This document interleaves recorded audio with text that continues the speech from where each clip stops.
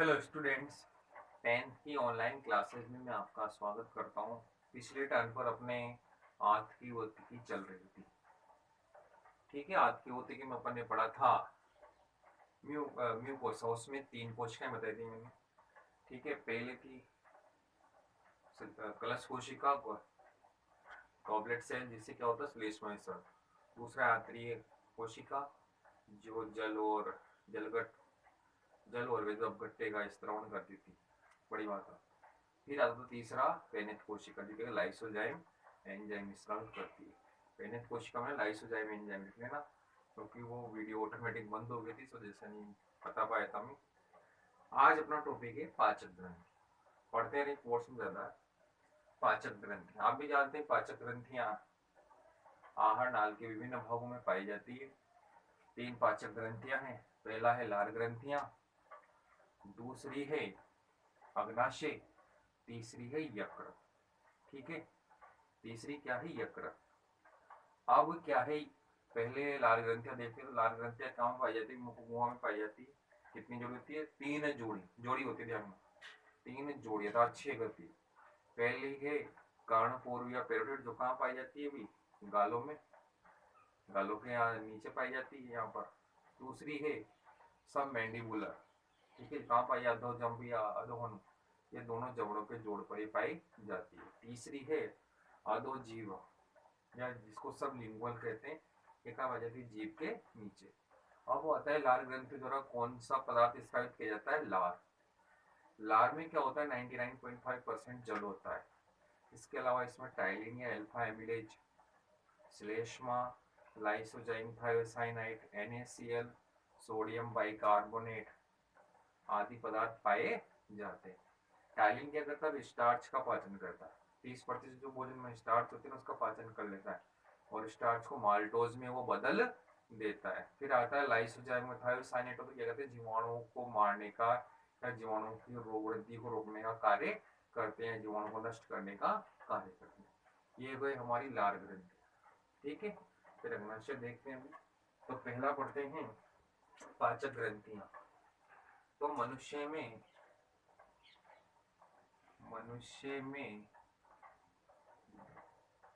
3 जोड़ी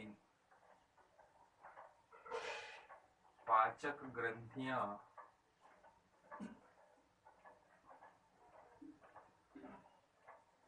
पाई जाती है।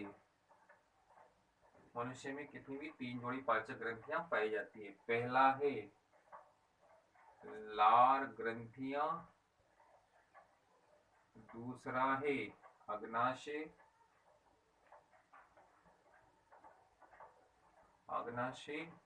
और तीसरा है यकृत।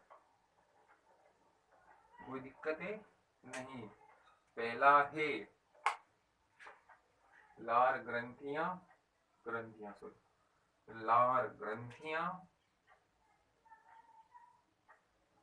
दूसरा है अग्नाशय और तीसरा यकृत। अब पढ़ते हैं अपन लार ग्रंथियां। तो मैंने कहा था मनुष्य में कितनी होती है? 3 जोड़ी लार ग्रंथियां पाई जाती है।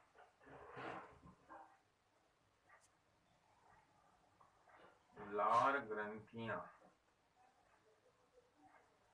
ठीक है, लार ग्रंथियां मनुष्य में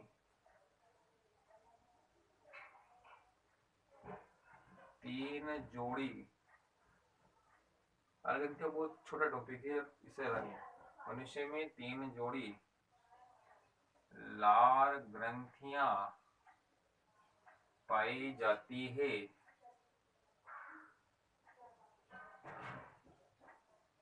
यह बहिस्त्रावी, ये क्या होती है? बहिस्त्रावी होती है। अब बहिस्त्रावी क्या होती है? जिनके स्त्राव क्या होते हैं? भी नलिकाओं में बहते हैं, नलिकाएं पाई जाती है, इसको बोलते हैं बहिस्त्राव। तो ये भी 3 प्रकार की होती है, 3 जोड़ी होती है। तो पहली जोड़ी का नाम क्या है? भी कर्णपूर्व ग्रंथियां, इनको बोलते हैं पेरोटिड, पेरोटिड ग्लैंड। क्या कहते हैं इनको? Parotid, parotid glands. दूसरा है अधोजंब, अधोजंभ या अधोहन, हनु, अधो हनु, इसको बोलते हैं सब मैंडिबुलर,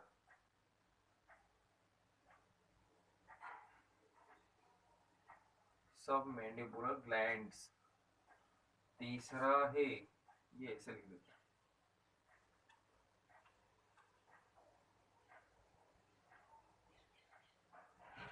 अधोजिह्वा,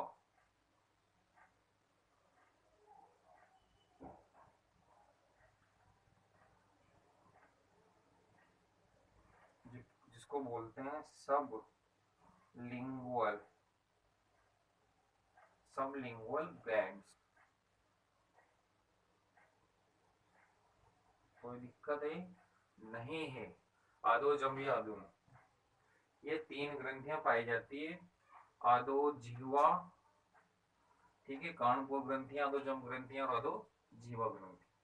अब देखते हैं लार के द्वारा, सॉरी, लार ग्रंथि के द्वारा क्या होता है भी, कौन सा पदार्थ स्रावित किया जाता है, लार, ठीक है। तो लार ग्रंथियों द्वारा, लार ग्रंथियों द्वारा लार, स्लाइवा, लार स्त्रावित किया जाता है, लार कहते हैं उसको, लार के स्त्राव। यह एक क्षारीय, पेज कितनी होती है 7.4, यह एक क्षारीय, हल्का क्षारीय, एक क्षारीय तरल है जिसमें या इसमें जल होता है 99.5%, इसमें जल, और क्या होता है इसमें जल, टाइलिन,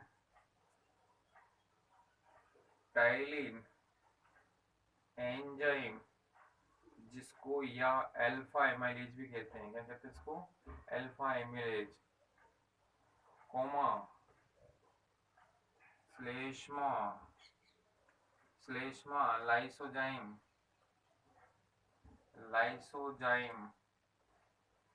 और एवं NaCl, सोडियम क्लोराइड, थायोसाइनेट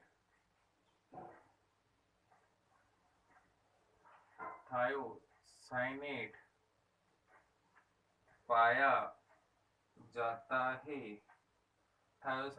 जाता है, एक सोडियम बाइकार्बोनेट भी होता है, लिख देना यहाँ पर KNO3, के सोडियम बाइकार्बोनेट पाया जाता है, कोई दिक्कत, ठीक है। अब इनकी बात करते हैं, तो ये क्या करता है, अब इनमें क्या होता है, इनमें से क्या होता है, लार के अंदर जो एमाइलेज होता है या टाइलिन क्या करता है, स्टार्च का पाचन करता है, जबकि जो कहा गया लाइसोजाइम, ये क्या करता है, जीवाणुओं को नष्ट करने का कार्य करता है। तो लिख लेते हैं, टाइलिन एंजाइम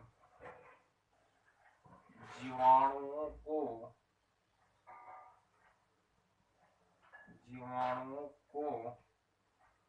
नष्ट करता है, क्या करता है भाई, जीवाणु को नष्ट करता है, ओ सॉरी, जीवाणु को नष्ट नहीं करता है, ये क्या ऐसे कह सकते हैं कि लाइसोजाइम एंजाइम,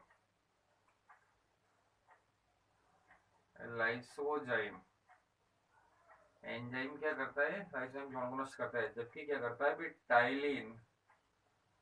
टाइलिन स्टार्च का पाचन करता है और माल्टोज में बदल देता है, पढ़ेंगे भी पाचन में, लगभग जो 30% जो भोजन के अंदर जो स्टार्च होती है उसका पाचन ये कर देता है, ठीक है।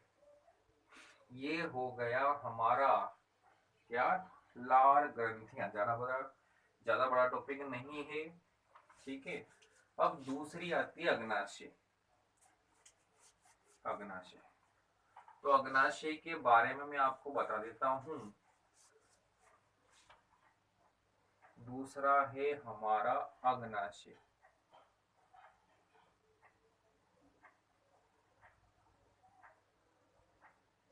अग्नाशय विषय वहां भी पढ़ेंगे, ग्रंथियों में भी अपन अंतःस्रावी ग्रंथियों में पढ़ेंगे, ठीक है। तो अग्नाशय देखते हैं क्या है। अग्नाशय शरीर की दूसरी बड़ी पाचक ग्रंथि। पहली कौन सी है? यकृत, ठीक है। कहाँ होती है ये? ग्रहणी के जो दोनों भुजाएं थी ना, इस तरह से ग्रहणी दोनों भुजाओं के बीच में ये पाई जाती है। अनियमित आकार की होती है और ये कैसी होती है? दोनों मिश्रित ग्रंथि है, अर्थात बहिस्रावी अंतःस्रावी दोनों प्रकृति पाई जाती है। बहिस्रावी के रूप में अग्नाशय रस स्रावित करती है, जबकि अंतःस्रावी के रूप में हार्मोन स्रावित करती है। तीन प्रकार क्वेश्चन पड़ेंगे, ठीक है। अब आता है अग्नाशय। अग्नाशय के अंदर क्या होती है? तो बाहर की ओर कोशिकाओं का समूह होता है, जो बहिस्रावी कोशिकाओं का समूह होता है। चित्र बना हुआ हमें, या फिर ऐसे देख लेते हैं। वो क्या कहलाती है? एसिनाई। क्या कहलाती है वो? एसिनाई कहलाती है। बना देता हूँ, चलो। इस तरह से ये गोलाकार, ये तो लैंगरहेंस द्वीप कोशिकाएं हैं, ठीक है। इसके बाहर इस तरह से कोशिकाएं होती है। ये चित्र में आपको भेज दूंगा, डायग्राम बना लेना। तो ये क्या कहलाती है? एसिनाई। और ये अग्नाशय रस स्रावित करती है, जबकि इसमें अल्फा, बीटा, गामा या डेल्टा तीन प्रकार की कोशिकाएं स्रावित, जो लैंगरहेंस द्वीप कोशिकाएं कहलाती है। लैंगरहेंस की दीपिकाएं कहते हैं इनको, लैंगरहेंस की दीपिकाएं, लैंगरहेंस की दीपिकाएं कहते हैं। इसमें अल्फा, बीटा, गामा जो क्या करती है? हार्मोन स्रावित करती है, ठीक है। अब आता है कि जो अग्नाशय रस में पढ़ेंगे क्या है क्या नहीं है, एंजाइम पाचन में पढ़ेंगे, पाचन पढ़ेंगे जब। फिर आता है अपना जो हार्मोन होता है लैंगरहेंस द्वीप में तीन प्रकार। अल्फा से तो ग्लूकेगॉन, बीटा से इंसुलिन, गामा से सोमेटोस्टेरोन, गैस्ट्रिन, और एक था अपना, वो था ना, एक था एक क्या था अपना, गैस्ट्रिन और सेरोटोनिन। सेरोटोनिन नामक तीन हार्मोन एक्सक्रीट होते हैं, देखेंगे। आई बात समझ, ये भी ज्यादा बड़ी टॉपिक नहीं है, तो पढ़ लेते हैं इसको, ठीक है। चलते हैं अमाशय। तो देखते हैं अमाशय क्या है। यह मानव शरीर की दूसरी बड़ी पाचक ग्रंथि है। पहली कौन सी थी? भी यकृत, ध्यान में पड़े। दूसरी पाचक ग्रंथि है, दूसरी पाचक ग्रंथि है। यह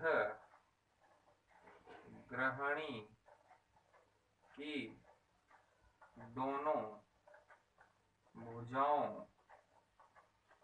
के बीच में, दोनों भुजाओं के बीच में पाई जाती है। कहाँ पाई जाती है? ग्रहणी के दोनों भुजाओं के बीच में, यू आकार को, तो इसके बीच में ये पाई जाती है। फिर है यह अनियमित, ऐसे लिखते चले आप, ऐसे नोट बना। यह अनियमित आकार की, कोई आकार नहीं होता इसका, कोई कहते हैं पत्ती की तरह होती है। यह अनियमित आकार की पाचक ग्रंथि है, अनियमित आकार की पाचक ग्रंथि है, क्योंकि अनियमित आकार की पाचक ग्रंथि है क्योंकि यह बहिस्रावी है ना, मिश्री है, बहिस्रावी मिश्रित ग्रंथि है। बही 10 क्लास में पढ़ाया हुआ है। यह बहिस्रावी व अंतःस्रावी दोनों प्रकार का कार्य करती है। अंतःस्रावी और बहिस्रावी दोनों प्रकार का कार्य ये करती है, ठीक है। अब आती है कि इस ग्रंथि की उत्पत्ति क्या होती है? भ्रूण अवस्था में एंडोडर्म से होती है। इस ग्रंथि की उत्पत्ति भ्रूणीय अवस्था में भ्रूण अवस्था में एंडोडर्म, जानना एंडोडर्म, एंडोडर्म से होती है यह दो प्रकार, या इसमें गलत नहीं, इसमें दो प्रकार की कोशिकाओं का समूह, इसमें दो प्रकार की कोशिकाओं का समूह पाए जाते हैं। मैंने पहला बताया एसिनाई कोशिकाएं समूह बहिस्रावी के रूप में, जबकि अंतःस्रावी लैंगरेंज की दीपिकाएं पाई जाती। नोट कर लिया, कर लें, साथ ही साथ नोट करते चले, ठीक है अविनाशी।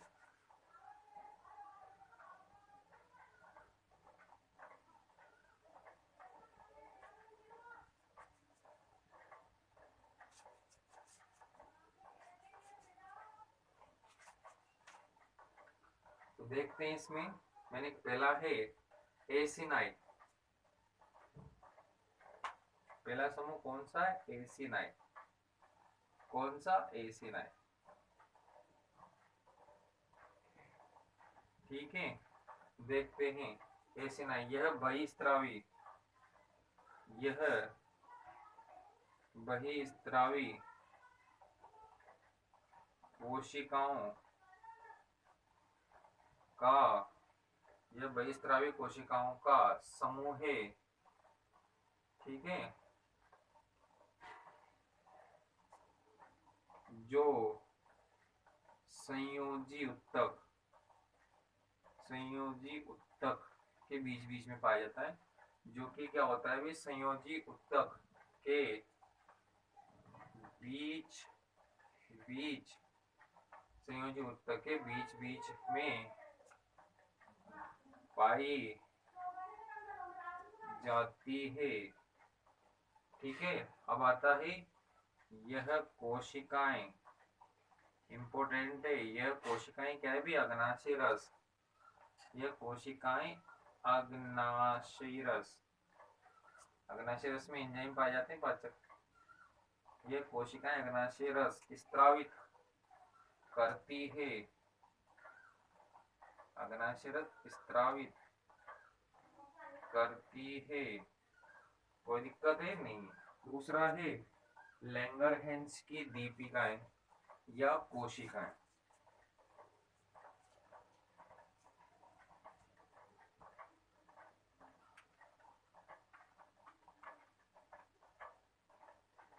लैंगरहैंस की दीपिकाएं, लैंगरहैंस की दीपिकाएं लिखते हैं। इसमें देखते हैं, यह लैंगरहैंस में क्या है? यह अंतःस्रावी, हार्मोन स्टार्ट करते हैं, यह अंतःस्रावी प्रकृति की, अंतःस्रावी प्रकृति की कोशिकाओं या कोशिका का समूह है, अंतःस्रावी प्रकृति कोशिकाओं का समूह है, जो क्या करता है भी, जो एसिनाई कोशिकाओं के बीच बीच में, जो एसिनाई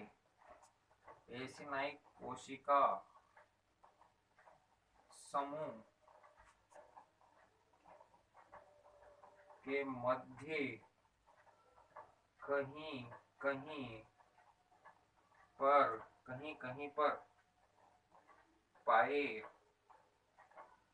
जाते हैं, ठीक है। इसमें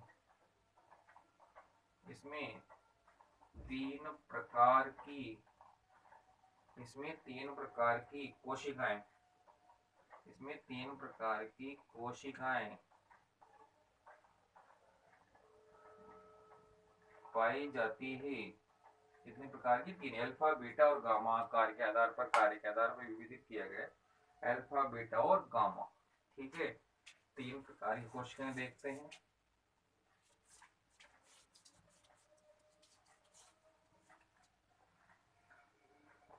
पहला है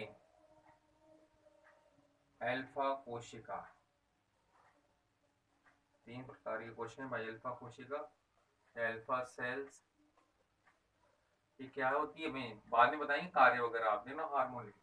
यह ग्लूकेगॉन, डिटेल से पढ़ेंगे अंतःस्राव में। ग्लूकेगॉन क्या है? Glucagon, glucagon hormone, glucagon hormone स्रावित करती है। दूसरा है अपना बीटा कोशिका, वहां पढ़ेंगे डिटेल में पूरी है, तो चलो अभी तो यहाँ पर छोटा सा टॉपिक है अपना।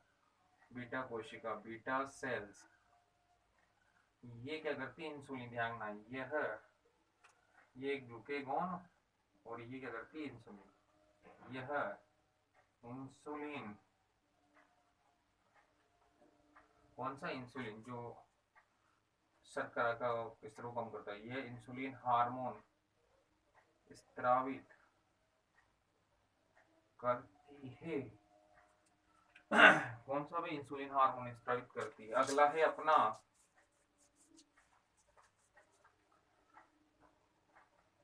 तीसरा है गामा या डेल्टा कोशिका, इनको गामा, ये क्या कहते हैं? डेल्टा सेल्स भी कहते हैं। और यह सोमेटो, सोमेटोस्टेटिन है ना भी, सोमेटोस्टेटिन, ठीक है, सोमेटोस्टेटिन, गैस्ट्रिन, सब वहां पढ़ेंगे डिटेल से। गैस्ट्रिन वो क्या था? एक सीरोटोनिन, सीरेटोनिन, सेरोटोनिन हार्मोन स्रावित करती है। ये हो गए हमारी alpha beta gamma, alpha glucagon, beta insulin. जबकि गामा डेल्टा क्या होती है? 3 हार्मोन, सोमेटोस्टेटिन, गैस्ट्रिन और सेरोटोनिन, ठीक है, ये स्रावित करती है। बाकी अगला टॉपिक नेक्स्ट वीडियो में बताएं। धन्यवाद।